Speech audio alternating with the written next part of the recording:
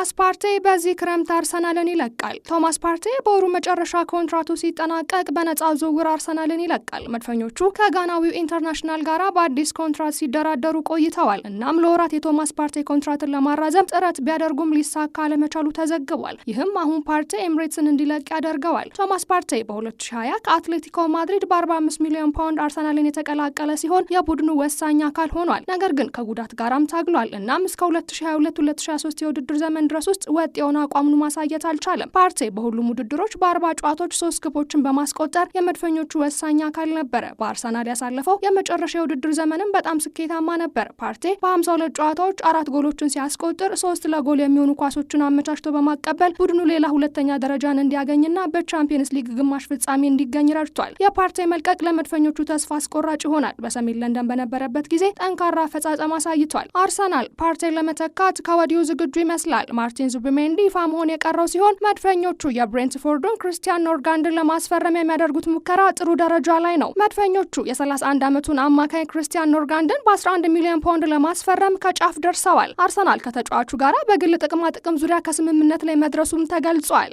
ባርሴሎና ወደ ካምፕ ኑ ሊመለስ ነው። ባርሴሎና እንደ ፈረንጆቹ ከኦገስት 10 ቀን 2025 ጀምሮ ወደ ካምፕ ኑ እንደሚመለስ ክለቡ አስታውቋል። ብሉግራናዎቹ ከማርች 2023 ጀምሮ በስታዲየማቸው አልተጫወቱም። ስታዲየማቸው እድሳት ሲደረግለት በስታድ ኦሎምፒክ ሉዊስ ካምፓኒዎች ተጫውተዋል። የባርሴሎና እግር ኳስ ክለብ በሰጠው መግለጫ እንደ አውሮፓውያኑ ነሐሴ 10 ቀን 2025 ወደ ስቴዲየሙ ስፖቲፋይ ካምፕ ኑ ዳግም መመለሱን በይፋ አስታውቋል። የስታዲየሙ መመለስ ለክለቡና ለደጋፊዎቹ ታሪካዊ ጊዜን ይወክላል። ከ2 ዓመታት ላይ ትልቅ እድሳት ከተደረገለት በኋላ እንዲሁም ሉዊስ ካምፓኒዎች ኦሎምፒክ ስቴዲየም በጊዜነት ከተዘዋወረ በኋላ ዳግም በቤቱ ጨዋታውን የሚያደርግ ይሆናል። ስታዲየሙ ያላለቁ ስራዎች ያሉት በመሆኑ የተመልካች ቁጥሩ ውስን እንደሚሆን ታውቋል። 25000 ተመልካቾች ብቻ እንደሚገኙበትም ተነግሯል። ስፖቲፋይ ካምፕ ኑ ስታዲየም ሙሉ በሙሉ ሲጠናቀቅ ግን 105000 ተመልካች የሚያዝ አቅም የሚኖረው ሲሆን በስፔንም ትልቁ ስታዲየም እንደሚያደርገው ተጠቅሷል።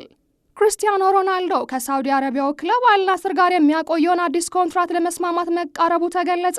የ40 ዓመቱ የፖርቹጋል ካፒቴን ስምምነቱ በሰኔ ወር መጨረሻ ላይ የሚያልቅ ቢሆንም የ2 ዓመት ማራዘሚያው ሊጠናቀቅ መቃረቡ ተገልጿል። ባለፈው ወር የመጨረሻ የሳውዲ ፕሮ ሊግ ጨዋታውን ተከትሎ ሮናልዶ በማህበራዊ ሚዲያው ላይ ምዕራፉ አልቋል ብሎ ለጥፏል። ይህም ሊለቅ ነው ተብሎ ተሰምቶ ነበር። ፖርቹጋል ከ2 ሳምንታት በፊት የአውሮፓ ኔሽንስ ሊግ ዋንጫ እንዲያሸንፍ የረዳው የቀድሞ የማንቸስተር ዩናይትድ፣ ሪያል ማድሪድ እና ዩቬንቱስ የፊት መስመር አጥቂ በሳውዲ አረቢያ ለመቆየት የወሰነ ይመስላል። እናም በባህረ ሰላጤው ሀገር የራሱን ስፖርት ኢንቨስት ለማድረግ እያሰበም እንደሆነ ተነግሯል። ክሪስቲያኖ ሮናልዶ ከማንቸስተር ዩናይትድ ጋር የነበረው ውል ካበቃ በኋላ በ2023 አልናስርን ተቀላቅሏል። ለሳውዲው ክለብ ባደረጋቸው 111 ጨዋታዎችም 99 ጎሎችን ያስቆጠረ ሲሆን ባለፈው የውድድር ዘመን ባደረጋቸው 41 ጨዋታዎች 35 ጎሎችን በማስቆጠር የሊጉን የጎልደን ቦት ሽልማት በከፍተኛ ጎል አስቆጣሪነት አግኝቷል። ባለፈው ረቡዕ አልናስር ከ1 ዓመት ባነሰ ጊዜ ውስጥ ከጣሊያናዊ ስራ አስኪያጅ ስቴፋኖ ፒዮሊ ጋር ተለያይቷል። የቀድሞ ኤሲ ሚላን አለቃ ባለፈው የውድድር ዘመን በሳውዲ ከፍተኛ ሊግ በ3ኛ ደረጃ እንዲያጠናቅቁ መርቷል። ከሻምፒዮኑ አሊታድ በ13 ነጥብ ርቀው ማጠናቀቅም ችለዋል። ለሁሉም ነገር አመሰግናለሁ ሲል ክሪስቲያኖ ሮናልዶ የፒዮሊን መልቀቅ ዜና ተከትሎ በማህበራዊ ሚዲያ በላከው መልእክት አስፍሯል። የ59 ዓመቱ አዛውንት የቀድሞ ክለቡን ፊዮረንቲናን ለመምራት ተዘጋጅቷል።